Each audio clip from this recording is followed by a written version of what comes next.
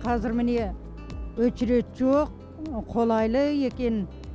Дәрігерлер алдымыздан шығып, жағдайымызды ұғысып, басқа қызметкерлер де бізге жақсы мәміледе болып жатыр.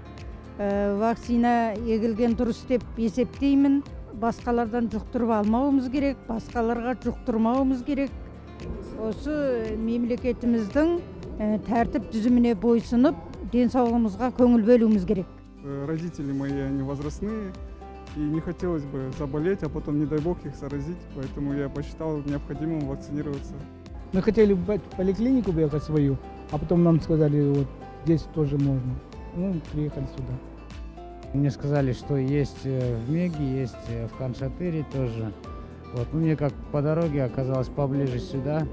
Вот сейчас я поставил, чувствую нормально. Но через 21 день еще одну поставлю, вторую, то есть. Я думаю, это каждый, это долг наш, это за нашу родину, за наших людей, чтобы никто не болел. Я считаю, что это очень важно. И прошу, чтобы все поставили, вот мои родственники, всех прошу, они идут, ставят, как бы, все чувствуют нормально себя. Вакцина бұл адамның денсаулығы үшін ғана емес, адамның өмірін сақтап қалуға, адамның бір жақсы өмір сүруіне бағытталған. Міне сондықтан да менің ойымша осындай мүмкіндікті жасап отырған жалпы осы мемлекетке менің алғысым шексіз.